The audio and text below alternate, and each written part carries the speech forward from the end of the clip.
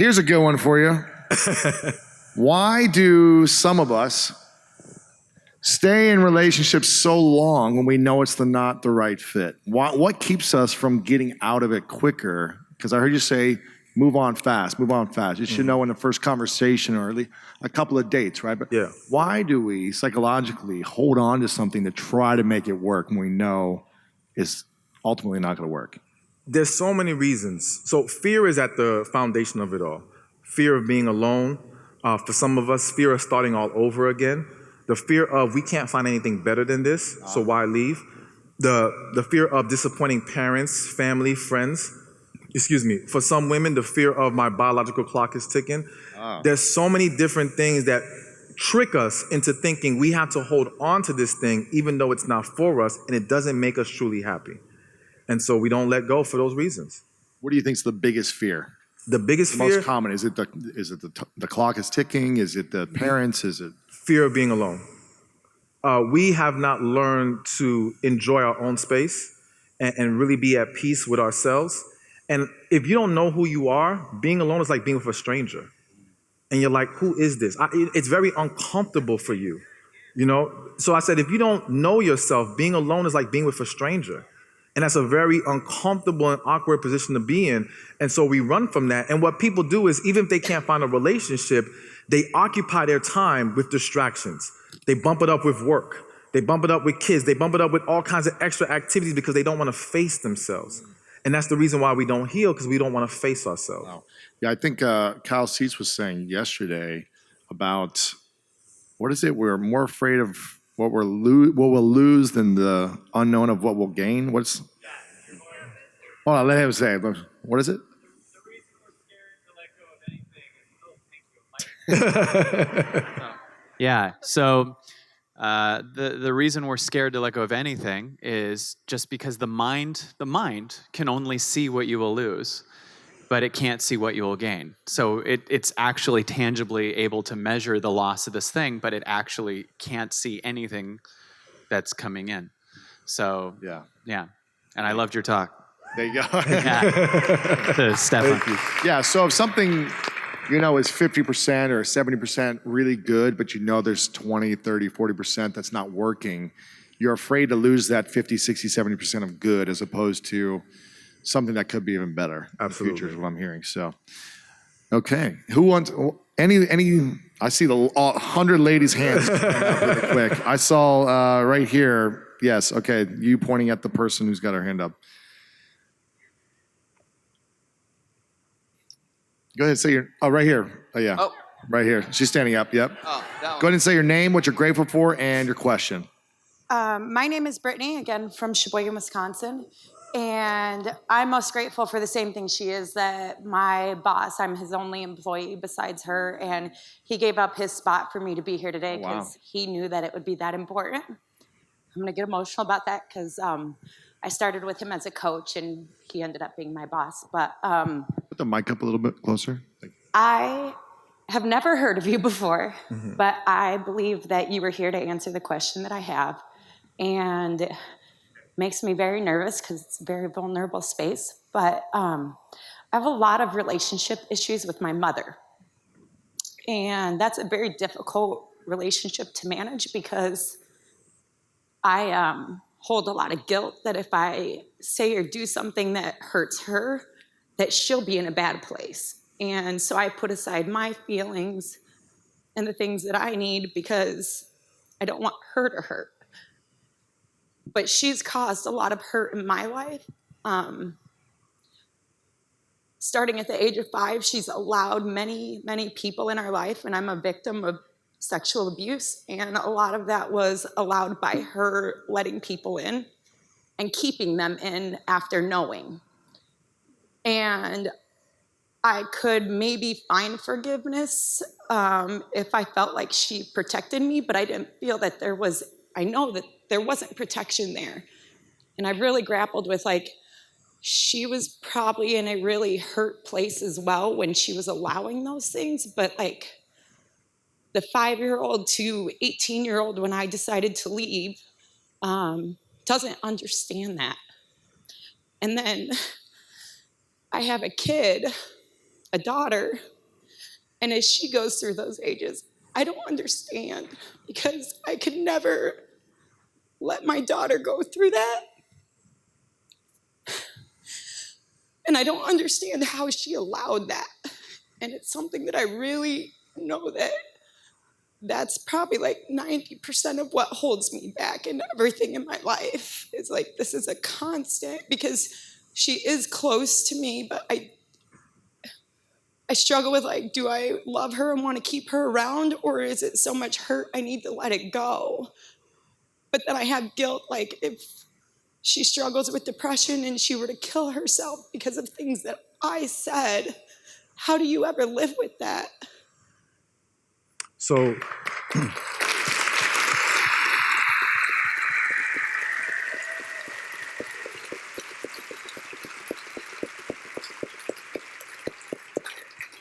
what I have seen in so many cases is exactly what's going on with you, where we project these negative outcomes and how they're going to handle it, and we don't want to hurt them.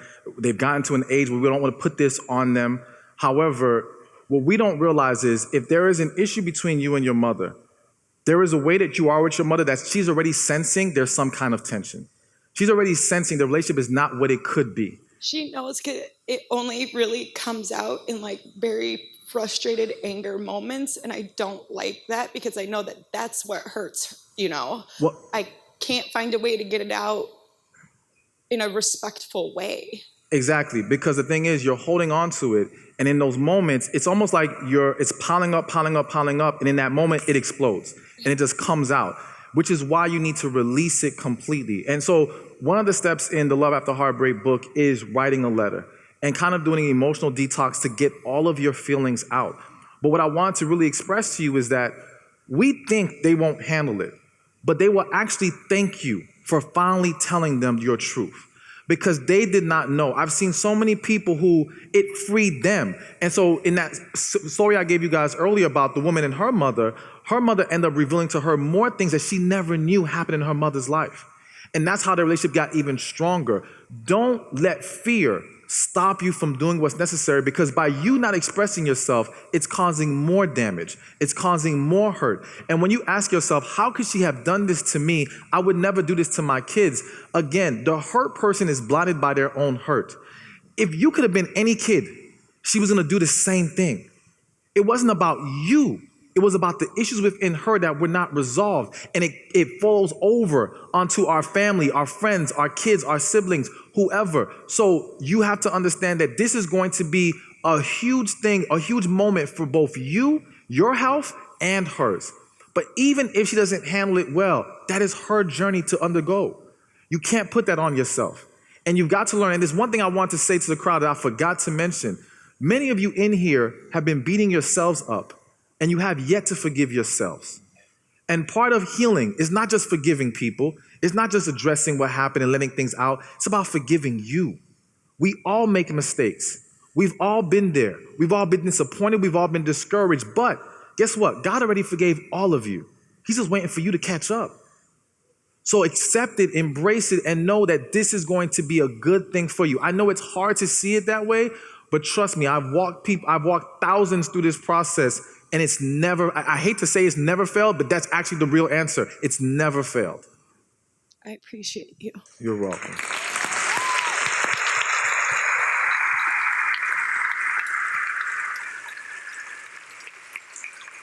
Back here. Back here. Sorry, all the way in the back. Yeah, all the way in the back. Sorry. She's standing up. Yep, with your hand up in the gray. Thank you for sharing that question also. That was very powerful. Hi, my name's Julie. I'm from West Hollywood, California. Julie. I'm grateful that my heart is beating out of my chest because I know that it means this matters. I'm 7 years divorced, and the ex-husband was...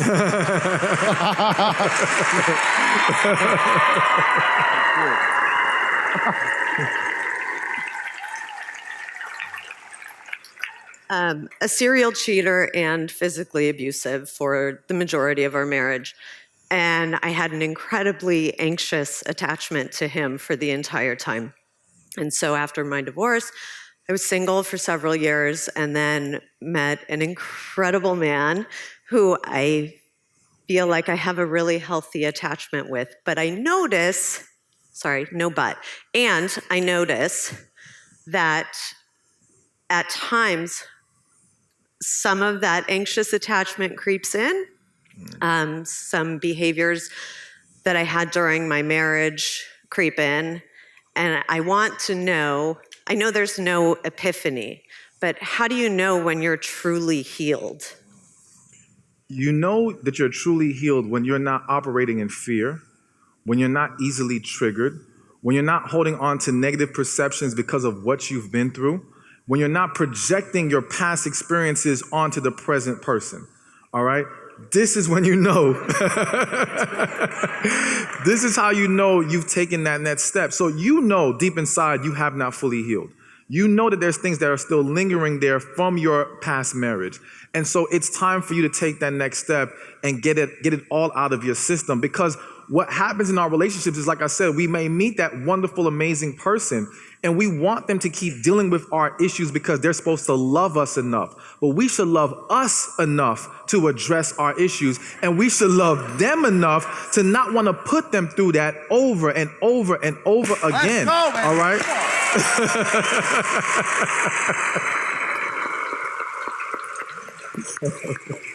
But yeah, so I mean, that's how you know you heal, and it's our duty, it's our responsibility to do our part as individuals to take on that journey and just resolve those things from the past once and for all, so that we can move forward in faith, positive energy, and love only. Thank you. That's so good. Rachel. Right here in the front. Yep. Hi, everyone. My name is Rachel. I loved your podcast with Lewis. I listened to it like Thank 3 you. times, so thank you. I'm super grateful to be here with my friends and grateful for you, so thank you. What you said about staying too long really resonated with me. I'm actually somebody who's really comfortable by myself. I feel like I almost conditioned myself to be alone. So the concept of staying too long was never a problem. It was more, I cut it so quickly. You know, first, second date, I would, I'm very clear with what I want, and I hold myself high, and I don't want to settle, so to speak. So, but my fear with that was that I wasn't giving people a chance, that I had this idea that it was supposed to feel a certain way and show up a certain way, and I would know within those first few dates, and if I didn't feel that, then that's not the one. And I met somebody a few months ago, and I've been kind of really seeing where it can go, and I see so much in this person, and he's such a beautiful soul, and I feel like we're at 2 different levels right now.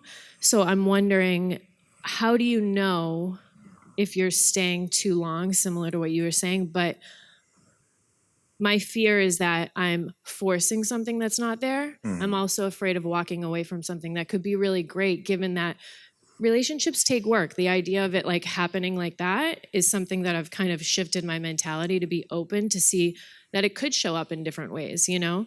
So I guess, how do you know when you're I'm glad I don't have to answer this. yeah, Glad you you're the know, expert. or like, do you want to give it a try and see? Because yeah, you know, I don't know, is it just me or is anybody else? So, so let me first start off by saying this. A lot of times the things that we ignore initially are the same things that end the relationship years later. So the reality is that we don't need, we really don't need all this extra time. We see it, but we're trying to work with it. Yeah. So I want to ask you something. Don't think, just answer me. First thing comes to mind. Is he the man for you? No. Oh. You said no. Exactly. The thing is, you know. But because you have a fear of maybe I'm cutting them off too quick, maybe I'm not giving chances, you're rationalizing past your intuition. Let me say this, and I do believe that both men and women have intuition. Women just have it stronger, or it's more cultivated within them. But your intuition, I actually lost my train of thought. Your intuition tells you, all right? And we have to learn to just listen to it and stop rejecting what it's saying. You know he's not that guy. And sometimes what I do feel like I need to say to you specifically is sometimes we get into this idea that I'm happy being alone. But what we're really saying is I don't want to deal with the BS that comes with dating and relationships. All right? So, but listen, that ain't healthy, okay? That's not a good thing. It's just that, yes, we got to recognize the difference between having a peace about being by ourselves and using it as a defense mechanism, all right? So you may have been using your singleness as a defense mechanism why you were so quick to cut things off, but that doesn't mean that this is a situation where you're cutting it off too quick. Trust your intuition, go with what you know, and just let it go. Thank you. I want to do a couple more. We're actually out of time, but I want to go a couple more because I feel like this is really powerful. Healing for us. Okay, I've been neglecting the top. Sorry, hard to see. Let's do. Okay, I see. I see here. Is this a guy? I only see his hands waving. Is this a man? Yeah, Okay, go ahead. What's your name? What are you grateful for? I'm Matt Fleece, and I'm grateful for being here, being able to. I volunteered and checked in a good majority of people here, Thanks for volunteering. and was able to ask people what makes their heart sing so they can get their instant poem. And that's built my confidence. But I've been divorced, and so what I've learned from that is to be the best man for the next relationship is to learn how to love myself. And my question is, what do you think is the best way to learn how to love yourself? So, again, not to sound like a broken record, but healing is going to be the first step. You came out of the divorce. There are more than likely, anytime we leave a relationship that didn't live up to what we hoped for, chances are there are some things that are lingering from that relationship. And we have to make sure we fully address that and we resolve those things. But then with you specifically, like I would say, and this is for any man really, sometimes that broken relationship breaks our confidence. And our lack of confidence now starts to seep into other areas of our life where we can't be the man that we need to be for that person that we're going to be with next. So we have to fix that. We have to correct that issue and find our confidence again. Find ourselves in what makes us feel good and know that we're walking in the right direction. I think also be willing to do an inventory on your last relationship. Because here's the reality. They weren't the only one that was wrong. They weren't the only one that made mistakes. There were some things that we could have done better. Maybe we didn't talk the way we should have talked to them. Maybe we weren't there for them as much as we should have been there for them. So let's learn from that. Let's not take that as a fear into the next relationship, but let's say, okay, how can I be more present for my partner going forward? How can I learn how to communicate better with my partner going forward? How can I make sure we are on the same page, have the same values, and are pouring into each other the way that's needed to have an amazing relationship? And so when we take those lessons and now we apply it going forward, we will have that amazing relationship that we desire.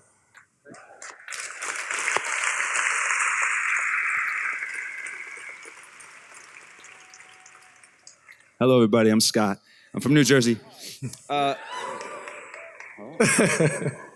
you for your talk, man. It's a pleasure. And so my question is, I'm grateful, by the way, for my beautiful wife, who's on the other side of the room right now. But yesterday we celebrated 17 years together. Oh, congratulations. Wow. Mm-hmm. Is there a reason you're not sitting next to each other? Well, I'm in a circle. That's just between us. All right. No, I've got a preferred thing today. Anyway, so my question to you is, don't get me in trouble. What are you saying? My question to you is, I'm very interested in intimacy, the topic of intimacy. Okay. And I'm coming from the male perspective, and what for me that means is that I have a certain way of attacking what I would say as a goal or a challenge or a vision I have. And I say like, I'm going to go make a company happen, and I'm going to accomplish this and the other. And I always come up with a sense of here's where I'm heading, and here are my action steps. And I feel like I can go out in a certain conscientious, intentional way. And I'm wondering about intimacy with, if you could speak to intimacy with ongoing relationships. Okay, and Sexual, not just sexual, but I mean general sense of feeling intimate, relationally, emotionally, spiritually with someone you were with for very long, without making it feel like you're making it a science that you're like, oh, all right, honey, we're on step 7 for intimacy. Like, I don't want to make it feel scientific and weird. Like, do you have steps that maybe speaking to the males in the audience who want to feel or be more vulnerable and feel more intimate with a long-term partner without making it feel like you're doing it in a mechanical way? Okay. So understand that initially when we're trying to correct the intimacy in our relationships, there may be a period where it is mechanical, that there has to be a level of structure and, okay, we're going to kind of get into a routine so that we can get used to it. But think of it like practicing a jump shot. Initially, you're all about mechanics. After a while, you're flowing with it. You become one with the ball, so to speak. You have to become one with your partner. You have to become so in tune with her that it's just natural. It just flows. It just hits you. So I think that that's the first thing. Don't get caught up in it being mechanical because that's necessary initially, but you'll get to that part where it's very natural. I think also, and I have to say this specific to the men right now, we have to be mindful of non-sexual intimacy, okay? So,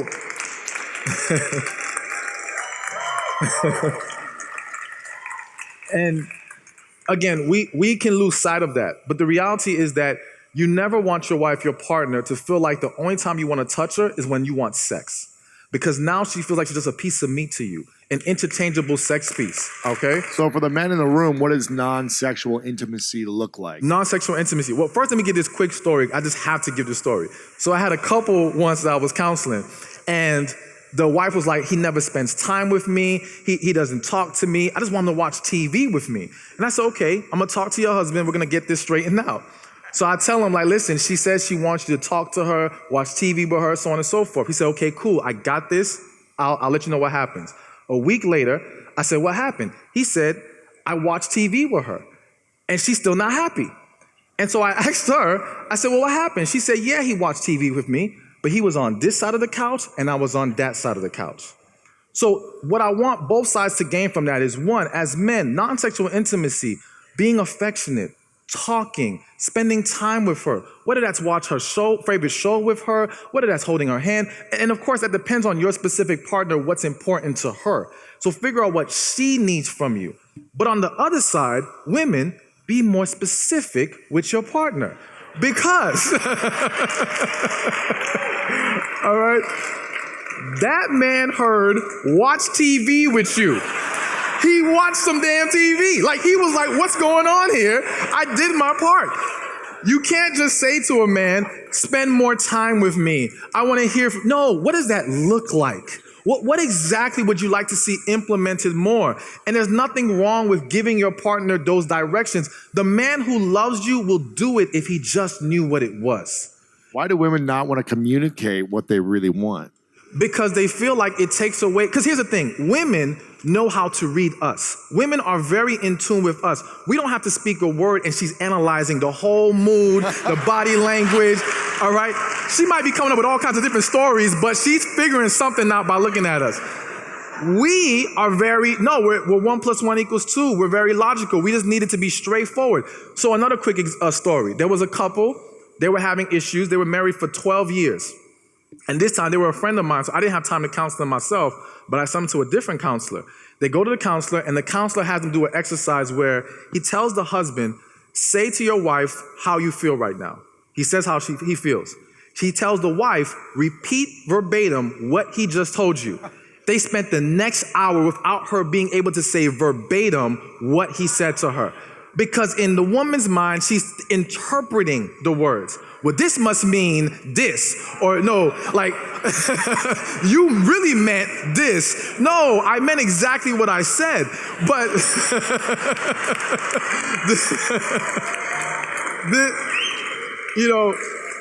this is part of the disconnect between men and women, but I think on both sides, as men, we have to be willing to be more in tune. And yes, we do have to read our partner. If our partner says, there's nothing wrong with me right now, but you know her mood is telling you there's something wrong, then say to her, you know what, baby, I understand. When you're ready to talk about this, I'm here for you. That's all she needs. The acknowledgement that you recognize that she's in a bad place right now. You don't have to hound her. You don't have to keep pounding her over the head with it. Just let her know you're here for her. But on the other side, yes, as women, be more expressive, be more specific. This will help close the communication gap between men and women when we start to understand that, yes, we talk differently a lot of times. And that's the reason why we have a lot of these disconnects. But to get back to the intimacy real quick, the other thing that I want to mention is, again, so non-sexual intimacy, we have to nurture that. And we have to spend quality time with our partner outside of the bedroom, because the connection outside the bedroom can dictate the connection inside the bedroom. And when the woman feels more valued and safe in the relationship, she is willing to open up more in the bedroom for you. So a lot of times, men are trying to get that woman to do what he wants, but it's like you're missing the mark, because outside the relationship, she doesn't feel like you have her best interests at heart. She doesn't feel safe. She doesn't feel like you're there for her. There's other issues that need to be addressed first. But I also think, again, communicating, being honest. We have to create environments in our relationships where we can constructively criticize each other.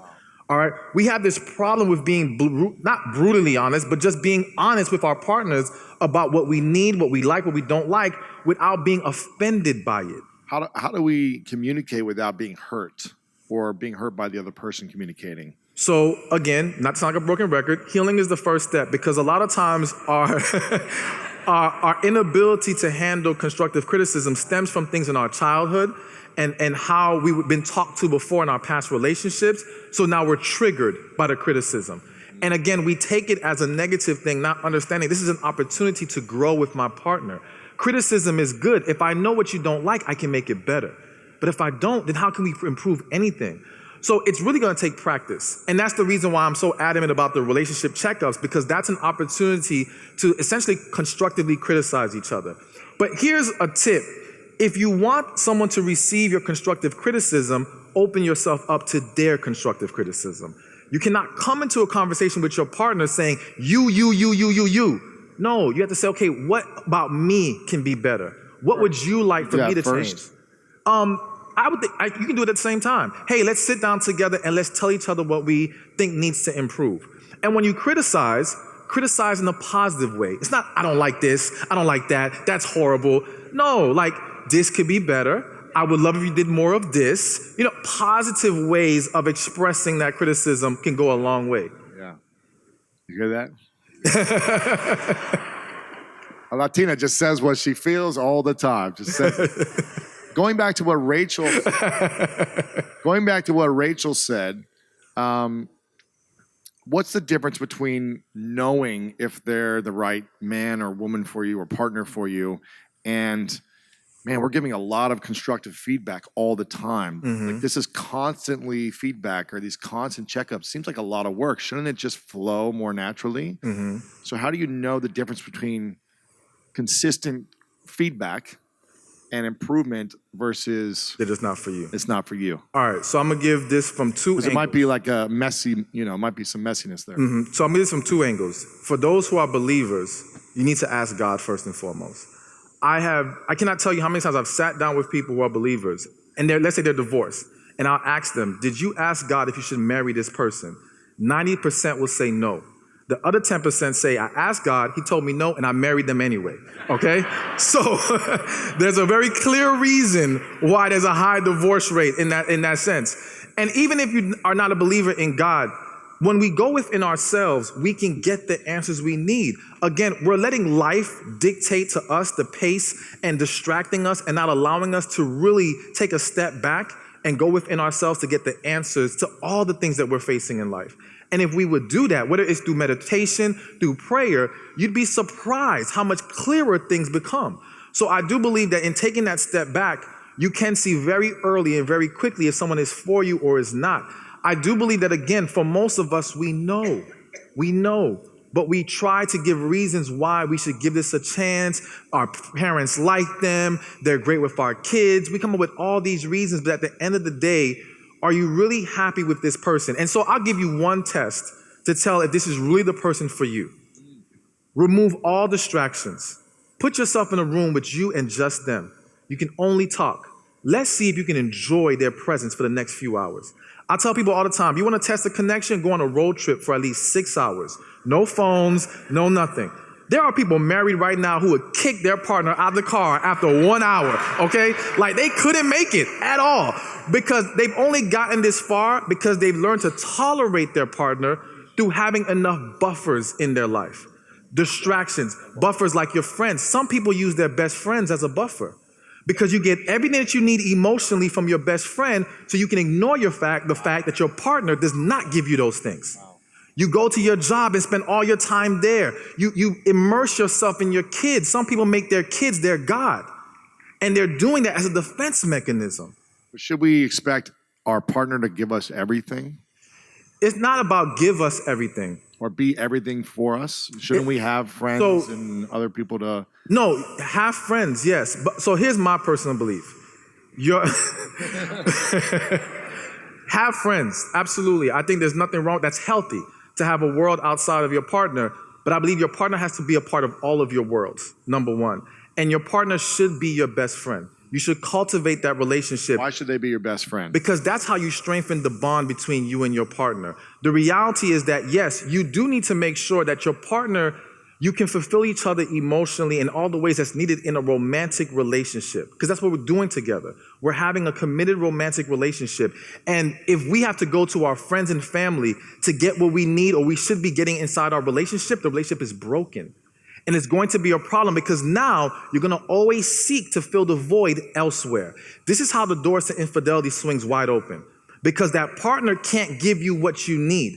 And you're looking for it from everyone else. So what happens if your friend's not available? What happens if your job doesn't give you what you need anymore? What happens if you can't distract yourself with your kids? What happens when the kids get older and they're out the house? Do you know how many people now end up divorcing once the kids are gone? Because the distraction is now gone. And now what they realize is, I don't like this person like that. I don't have a connection with them like that.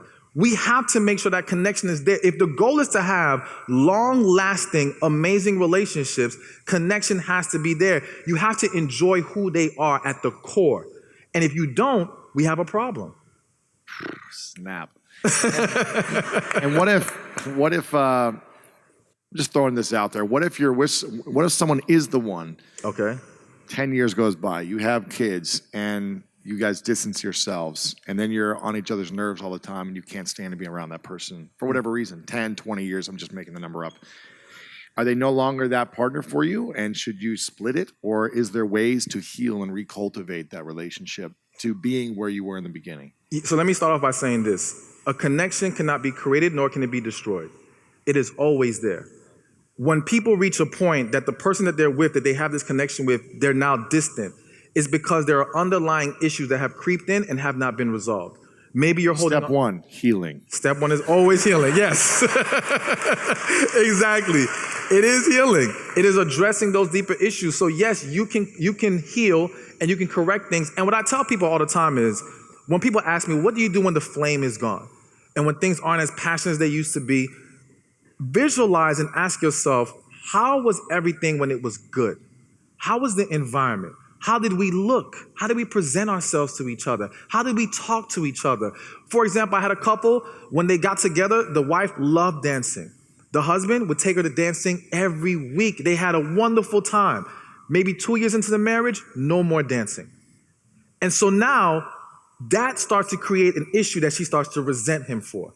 But what happens is, because we don't fully express ourselves correctly, it doesn't get out, and now it manifests into other issues. Now you're irritated because he didn't do this. Now he's irritated because she talked to him a certain kind of way. Now you see how it snowballs? And now we have this big disconnect, but the disconnect is because the initial root issue was never properly addressed. Now when those two people sit down and she can say to him, listen, you used to take me dancing. We used to do all these wonderful things together. If he's truly serious about making this work, he has to embrace getting back to when it was good. And she has to embrace the same thing on her side. So it can be fixed, it can be corrected, but it does start with healing every single time. Let's give it up, guys. Let's give it up for Stephan Speaks. Wow. Hey, thank you for watching this video. Be sure to check this one out right here, and I'll see you there. Anybody can do a good thing here or say a nice thing there. But love, a man who's serious about you, is going to be a man who strives to be consistent in his actions. Not just strives, he just will be.